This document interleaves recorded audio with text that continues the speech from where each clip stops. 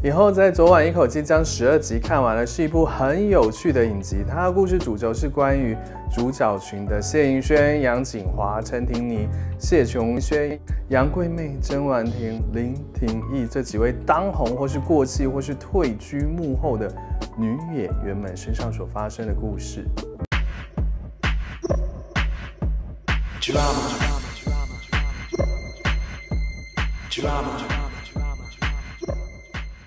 所以就会看到像是谢盈萱、杨谨华上演的是女演员之间友情恩怨纠葛，或是林廷义上演的女演员的为求上位黑化的过程。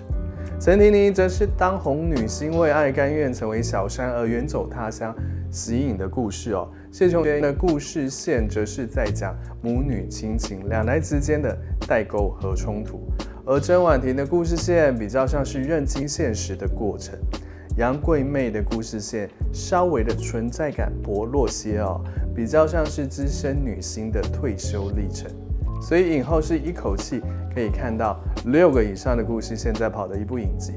这之中真的是有笑有泪，而且是从第1集就可以感受到它的剧情上的魅力哦。我个人很喜欢的桥段是甄婉婷饰演的潘英英啊，去谈黑猫演出的这个案子在餐厅里的4人讨论的情节。当英英逐渐知道自己不是演女儿，而是演妈时的心理过程的转变哦。这个桥段是从演员的演技、台词、剪辑、节奏哦，都非常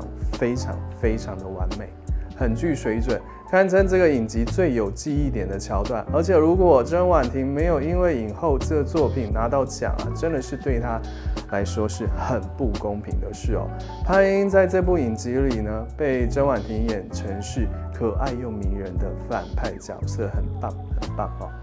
另外，我喜欢的是这个影集在题材上有多些探讨经纪人和演员之间的互动关系。黄迪阳饰演的经纪人壁虎虽然只是个配角可是存在感极强，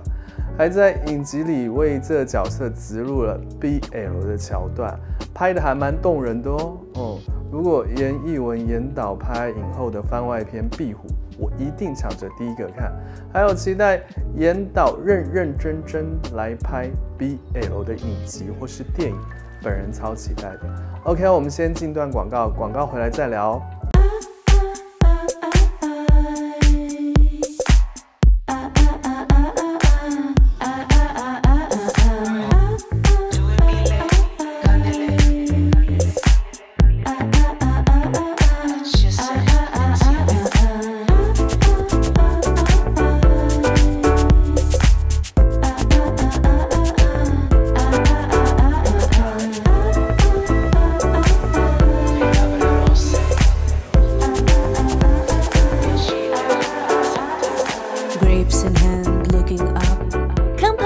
带出悠悠的美好时光。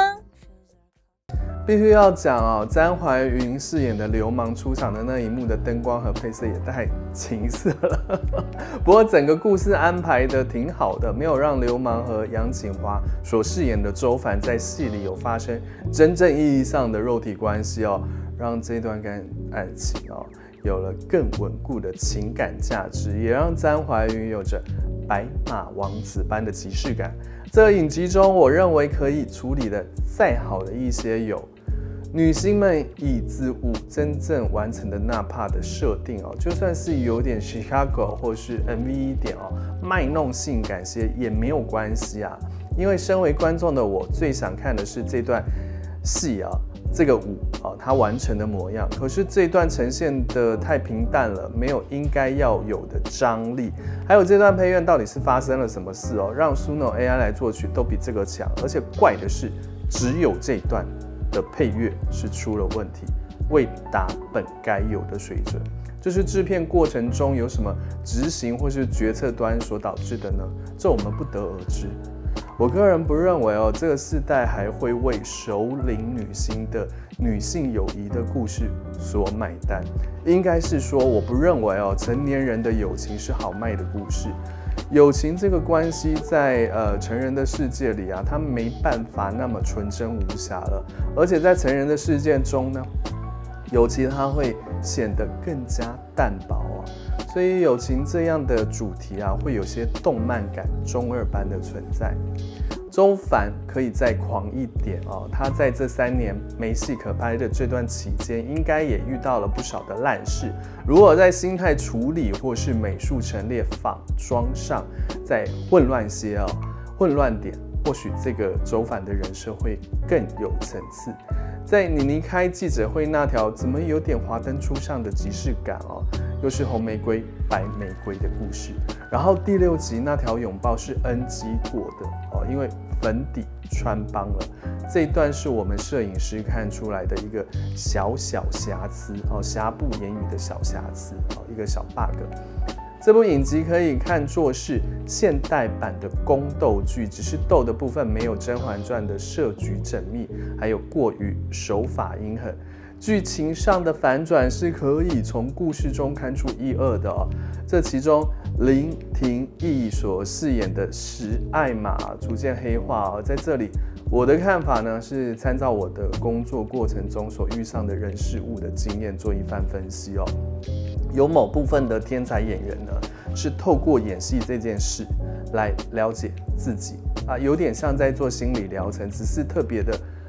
透过扮演不同人的人生去建构自我，了解自己。我相信严导在业界中哦，一定也遇过这样的天赋异禀般存在的演员。这些天才真的是天生下来就是吃这行饭的料，所以死艾玛有这个天分，但在一次一次的试镜挫折中，因缘际会的认识了南瓜，也才了解到哦，这个世界不是童话故事里的人生而平等，所以他也开启了黑化的那个按钮，可以看作是命运的安排，也可以说是他一步一步的成为大魔王。薛雅芝向史艾玛划清界限的台词中，抱着史艾玛说：“你有大好的前程。”一方面在指引史艾玛往对的方向前进，成为一个了不起的演员；二方面呢，就是在捍卫他自己正宫的立场，警告他别再动他的男人了。总之，我眼中的史艾玛有那么点点李安导演《卧虎藏龙》的玉娇龙那样的人设。史艾玛在他的人生路上要尽情的体验不同的境界，要成为好人，也要能成为坏人，也才能在演技上成就每个动人的他。至于是不是会走火入魔呢？哦，这真的要看他的个人造化了。观看影后的过程哦，会从期待每一集都有新的事件，到中期就是比较偏肥皂剧的铺陈，而且故事越到后期呢，会越在想这些剧中人的情绪控管能力真的很差，真正只有钟欣凌演的胖姐哦，才是真正的狠人大赢家。总之呢，这是今年很值得一看的 Netflix 影集，影后也推荐给各位哦，可以找时间来看看。本期心得分享到这，我们下期见，拜拜。